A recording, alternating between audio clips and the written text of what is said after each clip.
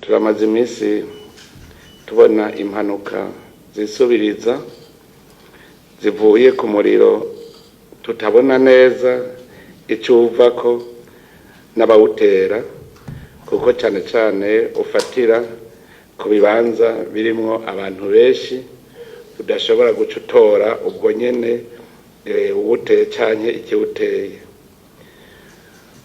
Mu gihe nk'icyo ubutegetsi bw'igihugu buraraba bukongera bukumviriza aba nabariya. Rero ubu turumva abarira kuko bahomvye ivyabo, ariko kandi turumva n'abakindaga babakinda ku muvyimba kuko babuze ivyabo. Biratangaje kuko kuva isi y'Uburundi yaremwa n'umurozi ari umurozi, naho yoba ari we yakuroze ntitwari bwumve aho umurundi ahimbagwa iyo mugenzi we ahomvye ivyiwe. Ivyo bikaba vyerekana ko hakiriho mu Burundi abagifise umutima mubi ku gihugu.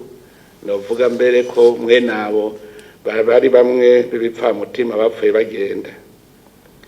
Ariko ico duhimbagwa ko nuko abarundi benshi kiretse abo nyene baharorirwa ku ntoki, abandi bose barafatanye mu nda mu mpande zose z'igihugu.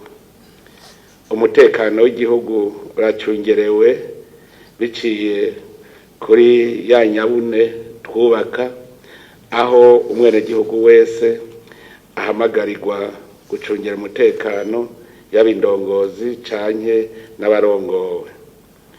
Mu bisanzwe mu bihe nk'ibi turiko turategura amatora, siko vyamye ko abantu baba batekanye bari ku kivi.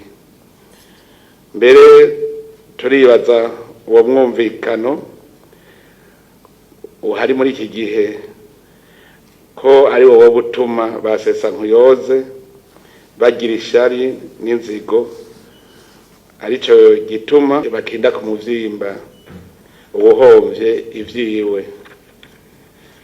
Ariko naho biruko rero twebwe turabandanya tuja inama kugira ngo ntihagire ikidutandukanya muri iki gihe. Tuguma tuganira hamwe n'imigambwe hamwe n'amashirahamwe ataho yegamiye muri politike kugira ngo twese hamwe dutegura amatora atagira kanenge, kubera twabonye yuko iyo amatora ageze ari usanga imitima ya bamwe bamwe ija mu kirere. Ariko biradushimisha yuko dutekanye twese kandi tuguma ku kivi, turiko turaganira nabo ivy'amatora vyega.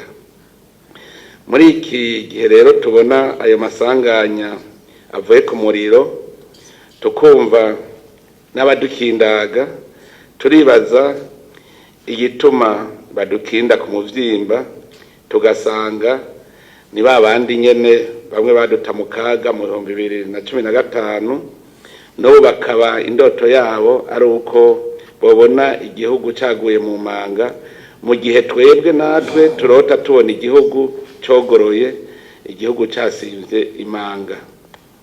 Turibaza rero ico babigirira, tukabona neza ko ari shari y'urukundo ubutegetsi bw'igihugu bukunda abenegihugu.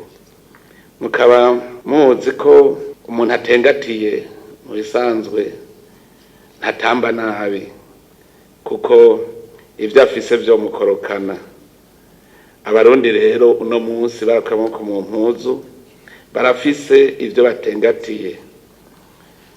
Nico gituma n'abaronda kugira nabi Uburundi babura uwo bokoresha. Nta kindi rero gituma banezerwa nuko abenegihugu bahomvye, atari urwo rukundo rumeze nka rumwe Yozefu yakundwa na se hanyuma agaca yankwa na bene wabo. Natwe rero tubimenye yuko ku kuntu gufatana mu nda hagati y'abenegihugu n'ubutegetsi bw'igihugu ntibibura abo bitera ishari, bakanezerwa rero y'abenegihugu bamerewe nabi. None rero abo abenegihugu nabo bakindaga kubera twubatse Rukristo hagati y'inzego z'igihugu n'abenegihugu, abo no kuguma tubaremesha tubagarukana ku murongo.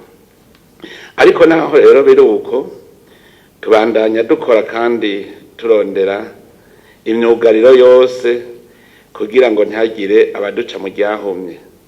Nico gituma kuri uyu munsi dukoranije inama y'umutekano kugira ngo dusuzumire hamwe ibitera izo mpanuka, ndetse turabire hamwe ko tudashobora kubona nabo izo mpanuka zivako, ndetse turabe n'imyanzuro twofata kugira ngo duhagarike izo mpanuka.